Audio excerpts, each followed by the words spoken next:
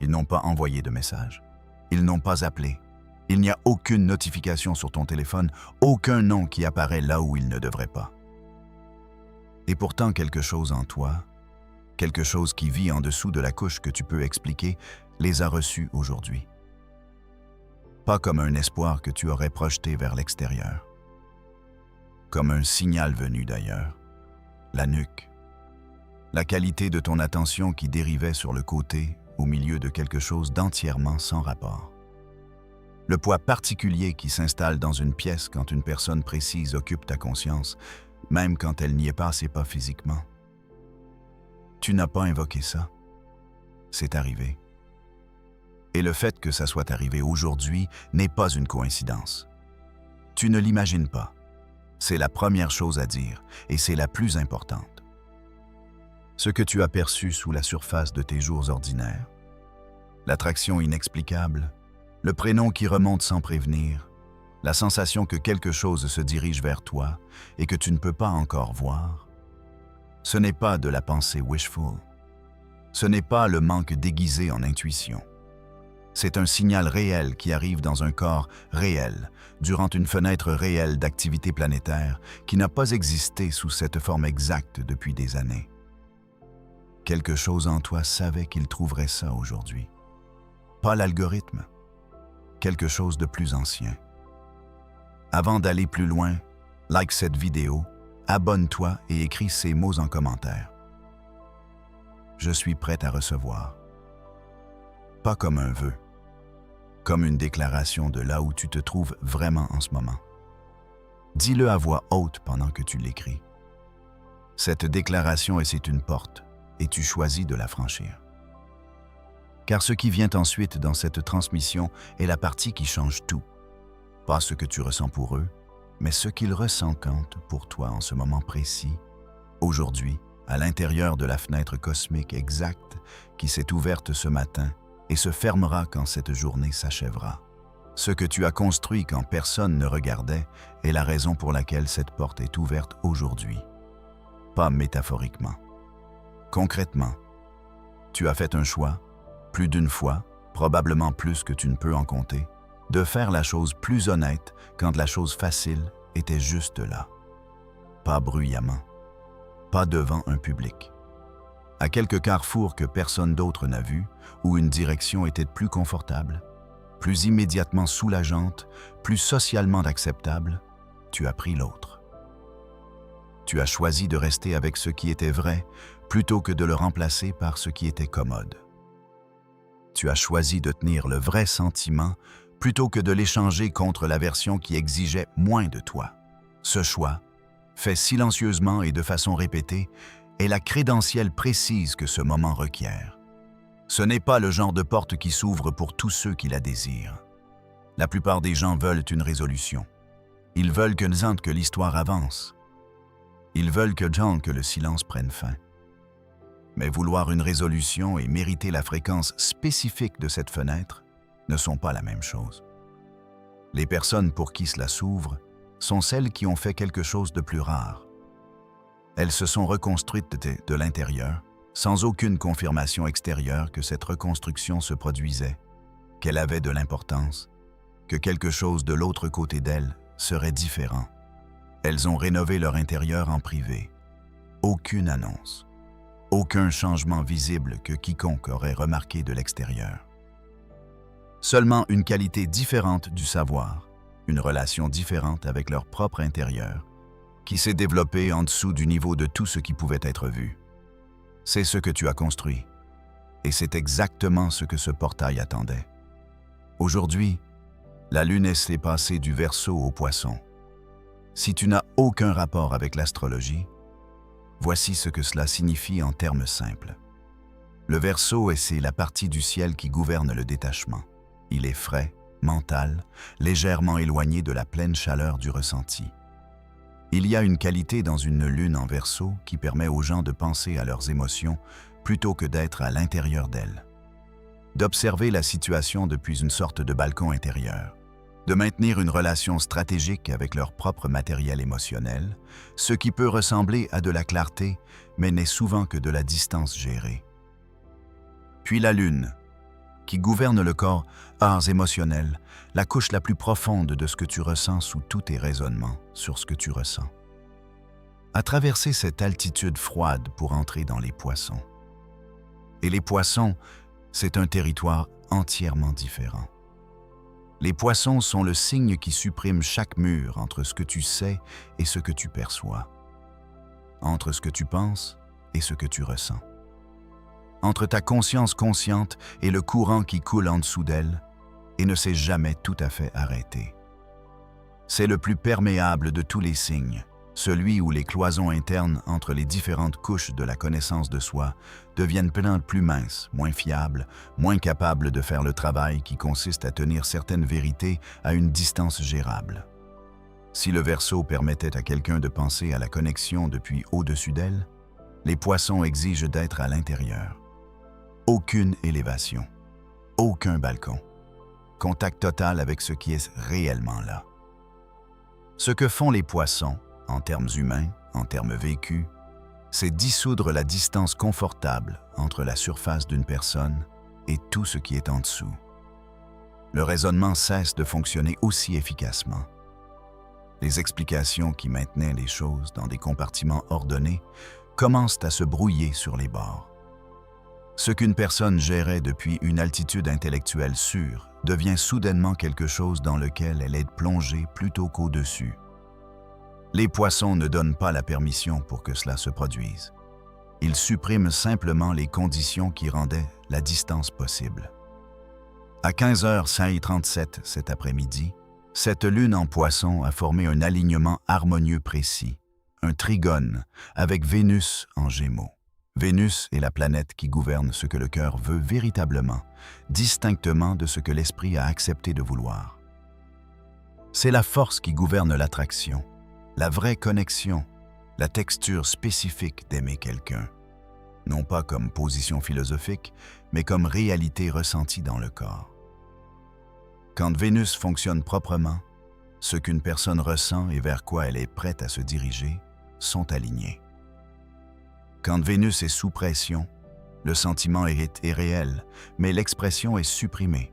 Vénus en Gémeaux, c'est l'énergie de quelque chose de vrai qui approche du moment où il sera nommé. Les Gémeaux sont le signe de la communication, du message qui n'a pas encore été envoyé, des mots entièrement formés dans l'intérieur de quelqu'un qui n'ont pas encore trouvé leur chemin vers le monde. Quand la lune en poisson, qui a dissous la distance protectrice, s'est alignée parfaitement avec Vénus en Gémeaux, qui gouverne l'amour cherchant son expression, quelque chose de très spécifique s'est produit dans le champ émotionnel entre des personnes qui sont connectées, mais actuellement silencieuses. Le mur entre ce que quelqu'un ressent et ce qu'il est prêt à reconnaître ressentir est devenu plus mince qu'il ne l'a été depuis des mois. Pas disparu, pas instantanément supprimé, mais plus mince. Ce qu'ils avaient maintenu à une altitude prudente est descendu plus près de la surface que leur gestion habituelle ne le permet. Ce n'est pas une métaphore. C'est la mécanique spécifique de ce que deux planètes dans cette relation géométrique précise produisent dans le système émotionnel humain. Le silence entre vous a fonctionné à une certaine température. Aujourd'hui, cette température a changé. Ce n'est pas la texture normale du manque. C'est quelque chose qui est déplacé, dans deux directions, depuis deux champs, par quelque chose de plus grand que l'une ou l'autre des personnes. Ce portail ne s'active pas pour des gens qui ont simplement manqué à quelqu'un. Manquer à quelqu'un est ordinaire. Manquer à quelqu'un arrive à tout le monde. Ce qui active cette fenêtre spécifique est quelque chose de plus rare et de plus coûteux que le simple manque. C'est l'expérience d'avoir aimé quelqu'un avec toute ta présence, de t'être porté entièrement dans une connexion sans réduire la qualité de ton propre intérieur pour y parvenir, et d'avoir été accueilli avec quelque chose de moins que le poids total que tu apportais. Pas avec cruauté, pas nécessairement avec intention, juste avec moins. Et choisir de ne pas appeler ça suffisant. La personne pour qui cela s'ouvre est quelqu'un qui a fait quelque chose de très spécifique avec la période de silence. Elle l'a utilisé, pas pour oublier, pas pour remplacer. Elle l'a utilisé pour regarder les vraies choses, les vraies questions, le bilan honnête de ce qui fonctionnait et ce qui ne fonctionnait pas, les parties de la dynamique qui ressemblaient à de l'amour et celles qui ressemblaient à une fin de confirmation. Elle n'a pas accepté la version confortable de ce qui s'était passé. Elle laisse rester avec la vraie version, même quand la vraie version était plus difficile à tenir. La version de tout ça qui a fait le plus mal, le silence, l'absence, la sensation que quelque chose de réel était maintenu juste hors de portée, ce n'était pas l'univers qui refusait. C'était l'univers qui construisait. Pas une distinction confortable quand tu es dedans, mais une vraie. Ce que le silence a produit en toi n'est pas de la patience. La patience est passive. Ce qu'il a produit est quelque chose de plus structurel. La capacité de tenir quelque chose de réel sans avoir besoin qu'il performe sa réalité de façon constante. Tu as cessé d'exiger des preuves. Ce n'est pas une petite chose. C'est la qualité spécifique pour laquelle cette fenêtre a été construite. Tout l'arc de ces derniers mois. La difficulté, l'absence, le travail que tu as fait en privé, était l'univers calibrant les conditions précisément pour que ce qui arrive ensuite arrive à quelqu'un qui est véritablement prêt pour ça, pas seulement consentant. Ce que tu portes maintenant que tu ne portais pas avant est une qualité de savoir qui ne peut pas être emprunté ni joué. C'est le genre de savoir qui ne se développe qu'à travers la combinaison spécifique d'un sentiment authentique et d'un examen honnête. Tu sais ce que tu veux. Tu sais ce que tu n'accepteras pas à la place. Tu connais la différence et tu te trouves avec ce savoir sans urgence. Pas triomphant, ancré. C'est la position que ce moment requérait et c'est la position dans laquelle tu te trouves. Si ça était arrivé il y a 6 mois ou même 3, tu aurais tout donné pour une fraction en retour. C'est la vérité honnête de là où tu étais. Pas comme une critique, comme un fait sur ce dont cette version antérieure de toi avait besoin. Le manque était plus fort que le discernement. L'attrait vers la connexion était assez fort pour qu'une présence partielle embrassaille et semblait être une arrivée. La moitié d'un retour aurait été appelée suffisante. Et tu aurais passé les mois suivants à essayer de rendre une demi-connexion entière, en apportant plus d'énergie, plus de patience, plus de toi-même dans un espace où une seule personne était entièrement présente, en appelant ça de l'amour. Et en te demandant silencieusement pourquoi ça te laissait encore avec une sensation de quelque chose d'inachevé même les bons jours.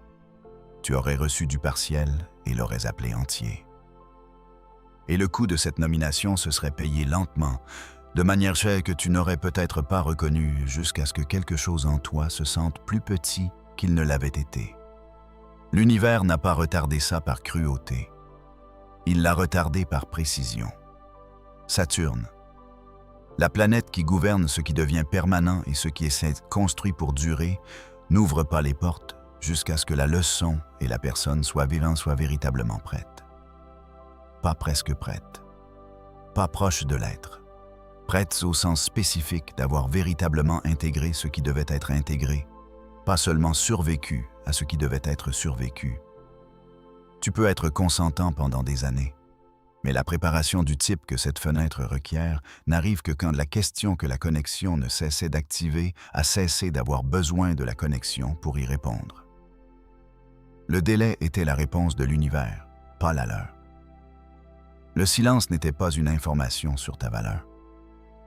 Ce n'était peut-être pas une information sur le fait que c'était réel ou non. C'était la durée précise de temps requise pour que tu cesses d'avoir besoin des retrouvailles pour répondre à une question sur toi-même. Et c'est ça qui a changé. Pas le temps qui passe, pas la douleur qui s'atténue finalement, mais la question elle-même, perdant son urgence. Il y a un moment spécifique où ça se produit. Il ne s'annonce pas. Un jour, la question qui gouvernait tout a simplement moins de poids qu'elle n'en avait. Puis encore moins. Et puis un matin, tu réalises qu'elle a cessé d'être la question dans laquelle tu te réveilles. La version de l'histoire qui avait failli se produire, celle que le délai a empêchée, t'aurait coûté quelque chose que tu ne peux pas nommer, parce que tu n'aurais jamais su ce que tu avais perdu. Ce moment, pas une date de calendrier, c'est quand le délai s'est complété lui-même. Et c'est exactement là où tu es maintenant.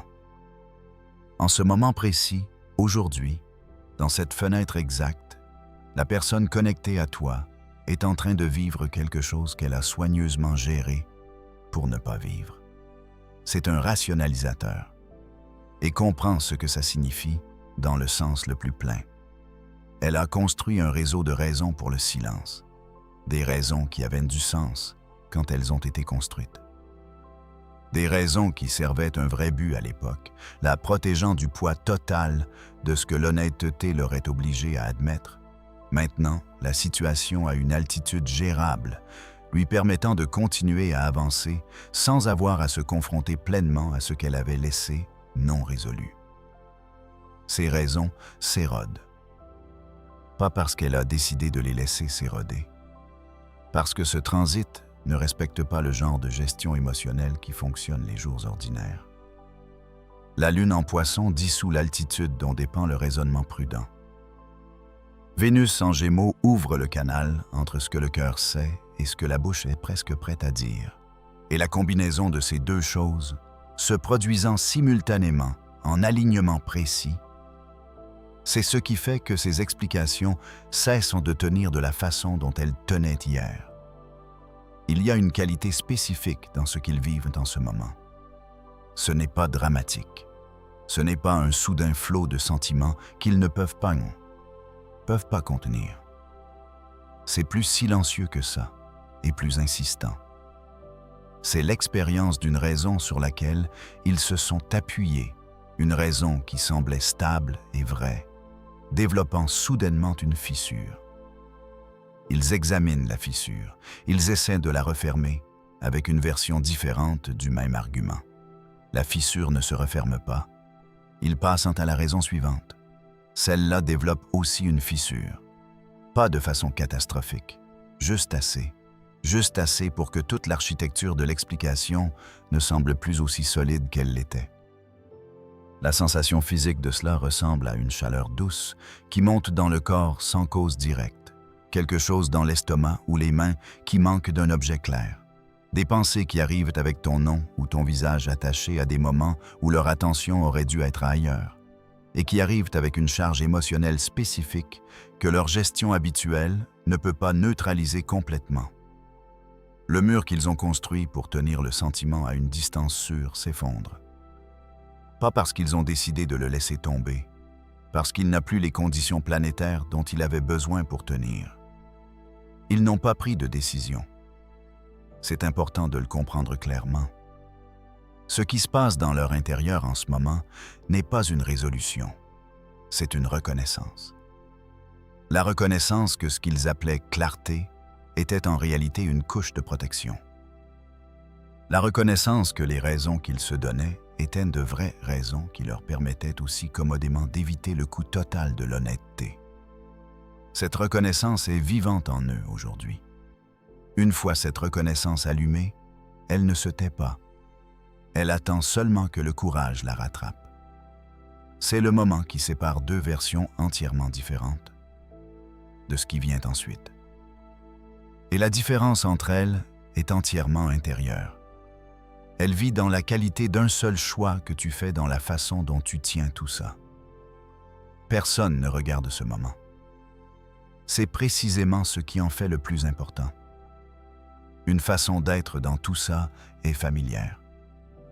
C'est le processus de fond de la gestion, la partie de toi qui prend cette transmission, prend la reconnaissance que quelque chose bouge et commence immédiatement à diriger, à construire un dossier sur ce que ça signifie, à construire des scénarios, à surveiller les signes, à se positionner.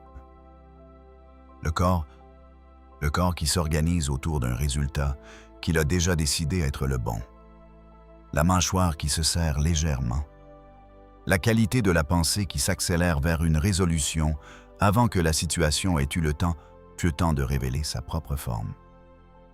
Ce n'est pas un défaut. C'est ce que fait automatiquement un système nerveux qui gère l'incertitude depuis longtemps. Il s'accroche. Parce que s'accrocher a semblé pendant longtemps être l'alternative à la chute libre. L'autre façon d'être dans tout ça est plus difficile à décrire parce qu'elle est plus silencieuse. Ce n'est pas de l'indifférence. Ce n'est pas du détachement. C'est la sensation spécifique de poser un poids, pas de l'abandonner, juste de cesser de le porter à deux mains à chaque moment de veille.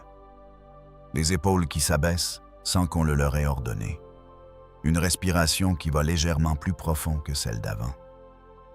Une qualité de présence qui est entièrement dans ce moment, plutôt que déjà en train de se préparer à la prochaine vague d'incertitude. Pas la paix comme absence de sentiment, le sentiment est encore réel, encore présent, encore entièrement vivant. Juste tenu différemment, sans l'emprise, sans la direction. L'âme ne pose pas cette question pour te punir. Elle la pose parce que la réponse détermine tout ce qui suit, pas comme conséquence, mais comme direction. La question qui sépare ces deux états est celle-ci. Peux-tu laisser ce qui est réel arriver dans sa propre forme, sans le remodeler à l'avance pour qu'il corresponde à la version que ton esprit a déjà décidé qu'il devait être? Reste avec ça, pas comme exercice de pensée, comme question physique. Remarque où le corps se tend autour de la réponse. Remarque où il se relâche. Car s'accrocher au résultat n'a jamais produit le résultat. Ça n'a produit que plus de la sensation de s'accrocher. Et permettre, le vrai permettre, celui qui nécessite de relâcher réellement la forme que tu as tenue à l'avance, c'est la seule posture à laquelle cette fenêtre spécifique répond. Cette question, tenue honnêtement, est capable de faire s'effondrer définitivement un vieux cycle karmique. Il y a un contrat d'âme sous cette connexion. Pas un contrat romantique au sens d'une promesse que quelqu'un t'a faite ou d'une garantie que l'univers a émise. Un contrat d'âme au sens précis. Un accord conclu avant cette vie, au niveau où deux âmes ont regardé ce que chacune avait besoin d'apprendre et ont reconnu que l'autre était le professeur précis pour cette leçon. Pas parce que la relation serait facile, parce qu'elle serait exacte. Parce que la friction spécifique, l'amour spécifique, l'écart spécifique entre ce qui était offert et ce qui était nécessaire, tout ça serait calibré pour enseigner quelque chose que rien d'autre ne pouvait enseigner tout à fait de la même façon. La leçon que ce contrat est venu enseigner concerne le timing, spécifiquement la différence entre le fait que l'amour soit réel et le fait que l'amour soit prêt. Ce n'est pas la même chose. Ça n'a jamais été la même chose. La bonne personne qui arrive au mauvais moment intérieur est encore le mauvais moment. Pas mauvais au sens d'une erreur, mais mauvais au sens d'incomplet. L'amour requiert deux personnes qui sont non seulement véritablement connectées, mais qui sont arrivées à un endroit en elles-mêmes où elles peuvent tenir la connexion sans que l'une d'elles effondre continuellement l'espace dont elle a besoin pour se former correctement. Sans que l'une d'elles apporte ces questions non résolues dans la dynamique et attende silencieusement que la dynamique réponde à ces questions plutôt que de faire le travail intérieur elle-même. Ce que cette connexion est venue t'enseigner est la différence entre tenir l'amour avec patience et tenir l'amour avec urgence, entre rester disponible pour quelque chose de réel et rester disponible depuis un état d'incomplétude qui fait que la présence ressemble à attendre plutôt qu'à être. Le coût spécifique de cette leçon est qu'il faut du temps pour l'apprendre de l'intérieur. Tu peux la comprendre intellectuellement en un après-midi. Tu peux lire ces mots et les approuver. Mais la connaître comme une qualité différente de la façon dont tu tiens le sentiment, ça ne se développe qu'à travers l'expérience vécue réelle d'aimer quelque chose et de ne pas le forcer à arriver avant qu'il soit prêt. C'est pourquoi la leçon a nécessité toute la durée qu'elle a nécessité. Et voici le deuil qui mérite un paragraphe entier, parce qu'il est réel et ne devrait pas être précipitamment contourné. Le deuil de reconnaître que le timing était mauvais. Pas parce que l'une ou l'autre des personnes a échoué. Pas parce que la connexion n'était pas réelle, mais parce que quelque chose dans l'une ou les deux personnes n'était pas encore à l'endroit que le vrai contact requiert. Le deuil de comprendre qu'un vrai amour et une vraie leçon peuvent peuvent coexister qu'il est possible d'avoir été véritablement aimé et véritablement enseigné en même temps. Que ce que tu as traversé n'était pas l'un ou l'autre. C'était les deux. Et les deux ont coûté quelque chose de réel. Ce deuil n'est pas un signe que le contrat a échoué. C'est la preuve que le contrat a été honoré. Tu en as ressenti le poids total. Tu ne l'as pas rendu plus petit pour le rendre plus gérable. C'est sa propre forme d'intégrité. Saturne, la force qui détermine quelles choses sont autorisées à se solidifier et lesquelles doivent rester inachevées jusqu'à ce qu'elles soient véritablement prêtes. Ne libère pas un contrat tant que la leçon n'est pas passée de la compréhension à l'incarnation. C'est pourquoi aucune quantité de volonté n'aurait pu raccourcir ce qui devait être pleinement vécu. Le contrat se ferme quand tu n'as plus besoin des retrouvailles pour confirmer quelque chose sur toi-même. Quand l'amour est réel, un assour est réel et la connaissance de soi est réelle et aucun des deux ne dépend de la réponse de l'autre personne pour rester vrai. Le contrat n'a jamais été une promesse pour toujours. C'était une garantie de transformation. Et la transformation s'est déjà produite. Pas parce que les retrouvailles ont lieu, parce que tu n'as plus besoin des retrouvailles pour confirmer qu'elles ont eu lieu. La version de toi qui est entrée dans cette connexion n'est pas la version qui est assise ici maintenant. Cette version a accompli son travail. Ce qui reste est quelqu'un qui aime, véritablement, entièrement, avec tout son intérieur, et qui sait aussi clairement ce qu'il acceptera et ce qu'il n'acceptera pas à la place du vrai. Ce qui se complète ici n'est pas le sentiment. Le sentiment n'a pas besoin de permission pour rester. Ce qui se complète est la forme que la connexion a été forcée de prendre alors que l'une ou les deux personnes étaient encore au milieu de la leçon. L'architecture particulière de manque et de distance et de presque qui s'est formée autour de quelque chose de réel, parce que la chose réelle n'avait pas encore les conditions dont elle avait besoin pour exister dans sa forme complète. Cette architecture a servi son but. Elle a tenu ce qui pouvait être tenu dans le temps où rien de plus n'était possible. Elle n'est plus la seule structure disponible. L'intégration est déjà dans le corps. Tu ne l'as peut-être pas encore nommée. Mais elle est là. Et elle est là depuis plus longtemps que tu ne le réalises. Il y a un calme dans la poitrine en ce moment qui n'a pas d'urgence derrière lui. Pas le calme de l'engourdissement. Tu connais maintenant la différence entre ces deux choses, et cette connaissance elle-même est la preuve de combien les choses ont changé. L'engourdissement a une platitude, une légère qualité anesthésique, une absence qui est légèrement trop silencieuse. Ceci est différent. Ceci est un calme qui est entièrement vivant, présent, qui n'attend pas que quelque chose le rende réel. Le sommeil arrive plus tôt qu'avant, et quand il arrive, il laisse moins de résidus dans les premières minutes du réveil, cette lourdeur particulière qui se redéposait sur la journée avant même que tu aies pleinement émergé dans la conscience. Le matin portait du poids dès le moment où il commençait. Ce poids d'épi est plus léger maintenant. Certains matins, il n'est pas là du tout. Le prénom, quand il arrive, et il arrive encore, traverse la conscience différemment maintenant. Aucune crispation. Le corps avait l'habitude de s'organiser autour de ce prénom de la façon dont il s'organise autour de quelque chose qui doit être géré. Une légère tension, une redirection, une surveillance de ce que la pensée allait faire. Maintenant, il arrive comme le temps arrive. Présent, réel, reconnu, et puis passant sans causer de dommages. Ce n'est pas de la distance. C'est ce que l'intégration ressent de l'intérieur. Une pensée qui arrivait autrefois avec le poids particulier de quelque chose de non résolu arrive maintenant et se déplace.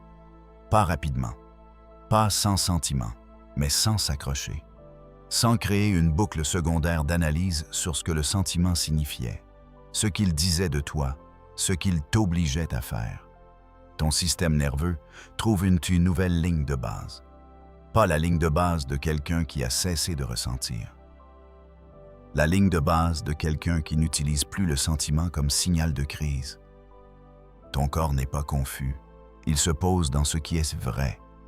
Et la différence entre les deux, la confusion et le fait de se poser, est quelque chose que tu peux ressentir dans la qualité spécifique du calme lui-même. L'un est absence, l'autre est arrivé.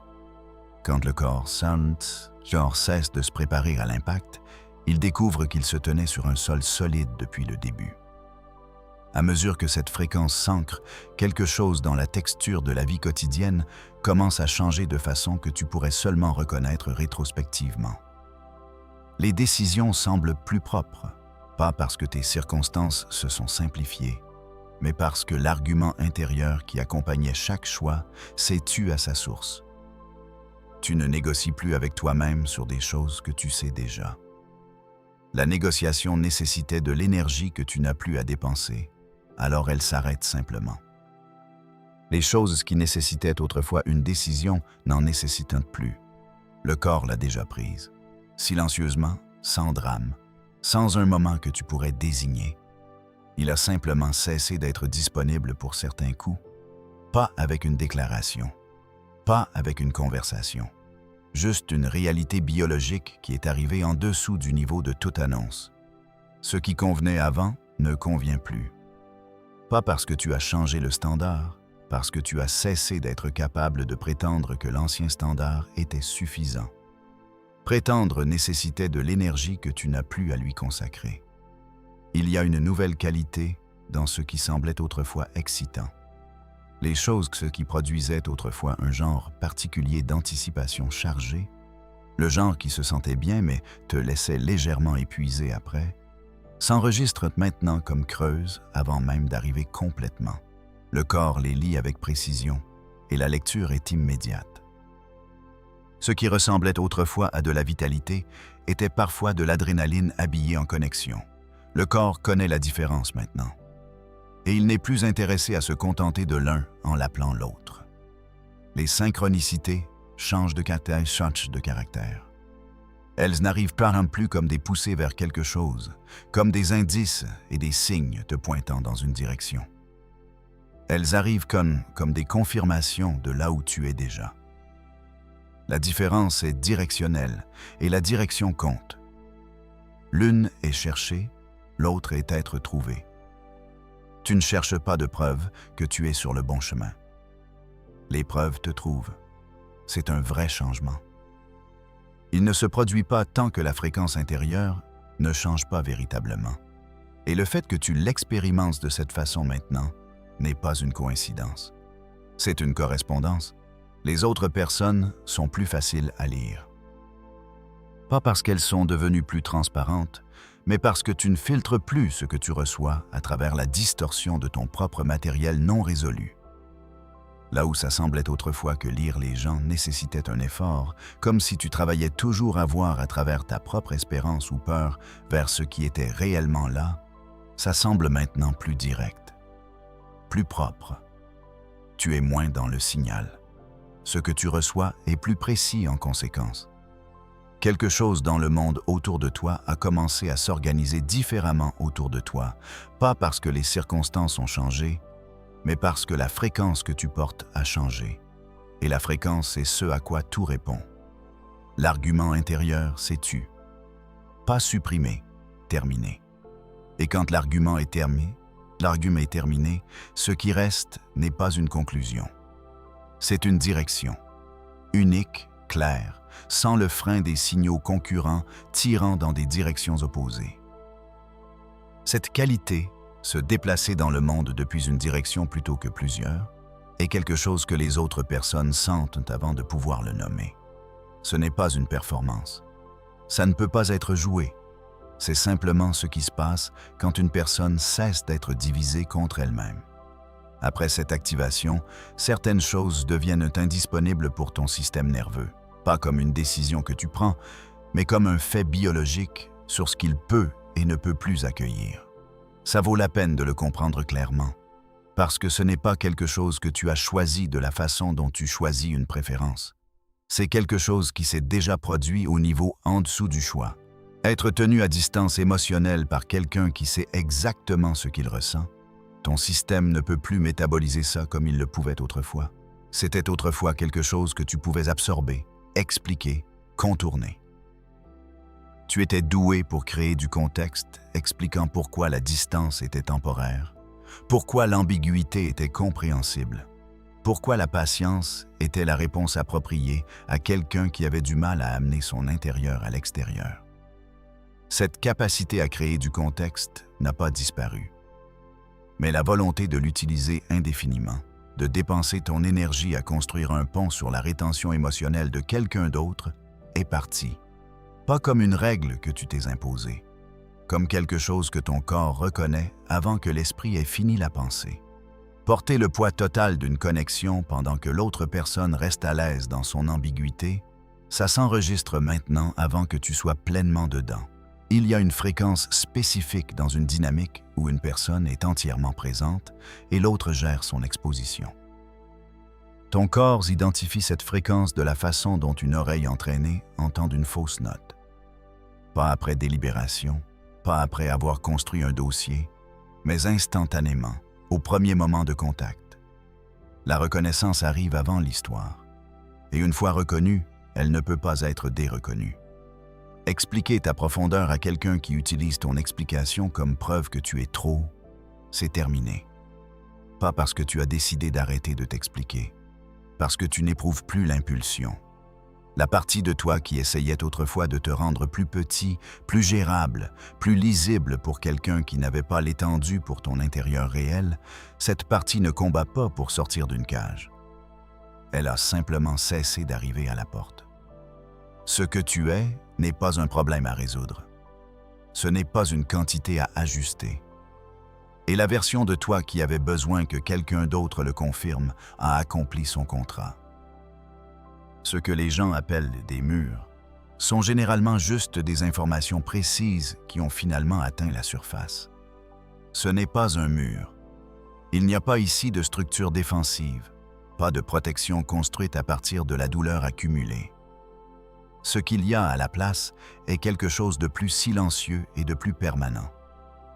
Un sens très clair de ce que le vrai contact ressent, par opposition à ce que la performance du contact ressent. Cette distinction nécessitait autrefois de la délibération. Plus maintenant. Le corps l'identifie de la façon dont la langue identifie le sel. Pas comme un jugement, pas comme une décision, mais comme un fait immédiat, neutre, entièrement fiable. L'amour ne quitte pas ta vie après ça. Il devient lisible. Ce qui entre à partir d'ici peut être lu avec précision, au premier contact, avant que l'espoir ou la peur n'ait eu le temps d'éditer ce qui est arrivé. Si cette âme rentre dans ton champ, la première chose que tu remarqueras n'est pas le sentiment. Tu sais ce que tu ressens. Ce n'était jamais la question. La première chose que tu remarqueras est la qualité de ce qu'ils apportent. Pas les mots sont faciles, et cette personne en particulier a toujours su quels mots utiliser. La qualité sous les mots, la cohérence ou son absence, la présence ou la gestion de la présence. Si ce qu'ils apportent requiert l'ancienne dynamique, celle où ta volonté de porter plus que ta part était la structure dont dépendait la connexion, ou s'ils se sont véritablement déplacés, reste avec ça. Ce qui vient ensuite est la partie que la plupart des gens ratent. Tu n'attends pas en retenant ton souffle. C'est la chose qui a véritablement changé. Il n'y a pas de souffle retenu. Il n'y a pas de posture de préparation autour de laquelle tout ton intérieur est organisé. Tu es présent, ancré, et capable de quelque chose dont tu n'étais pas capable avant. Recevoir ce qui arrive sans que l'espoir distorde le signal dans une direction et la peur dans l'autre. Pour la première fois, ce qui viendra sera vu avec précision. Pas à travers le prisme du désir que ce soit la réponse à quelque chose. Pas à travers le prisme de te protéger d'être blessé à nouveau. Juste clairement. Comme ce que c'est réellement. Si ce qui revient est authentique, si ce qu'ils apportent est l'influence, c'est la version d'eux-mêmes qui a fait quelque chose de réel avec le silence, alors ce qui devient possible entre vous n'est pas l'ancienne connexion continuée. C'est une qualité de rencontre entièrement différente. Le genre qui ne peut se produire qu'entre deux personnes qui, séparément, sont devenues plus honnêtes avec elles-mêmes. Ça vaut quelque chose. Ça vaut tout. Mais il faut que ce soit réel pour l'être. Ton système nerveux connaîtra la différence au moment où ça arrivera. S'ils ne reviennent pas, si le silence continue ou se résout dans une direction différente, alors ce que cette fenêtre a confirmé est quelque chose d'également réel, que tu n'es pas construit à partir de la connexion. Tu es construit à partir de ce que tu as construit pendant que tu étais à l'intérieur d'elle. Et c'est le tien, quelle que soit la décision qu'ils prennent. Les deux résultats te laissent entier, pas comme une consolation que tu te répètes, mais comme un fait vrai sur là où tu te trouves réellement. Qu'ils arrivent ou non. Ou non. Tu n'es plus défini par lequel des deux se produit. C'est le changement. C'est tout.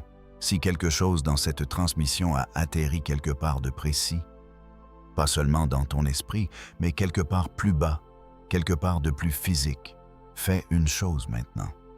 Like cette vidéo. Pas comme un geste, comme un signal à toi-même que tu étais présent pour ça, que tu l'as reçu, pas juste consommé. Abonne-toi pour ne pas manquer ce qui vient ensuite. Ces transmissions se construisent les unes sur les autres.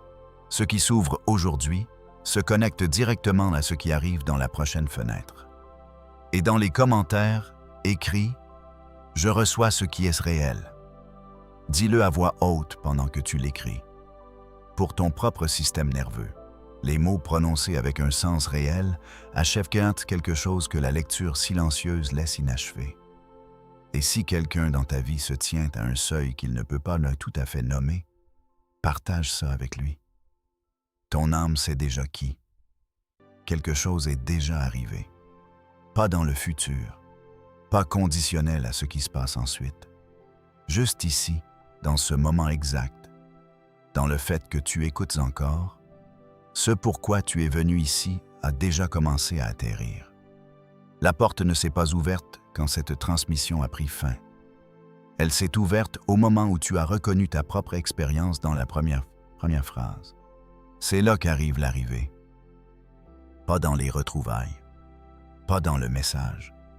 Dans le moment silencieux et indéniable où quelque chose en dehors de toi reflète ce que tu es déjà devenu, et le corps le reconnaît avant que l'esprit ne le fasse. Cette reconnaissance n'est pas le début de quelque chose qui attend d'être réel. C'est la chose elle-même. Elle est déjà là, et elle est déjà à toi.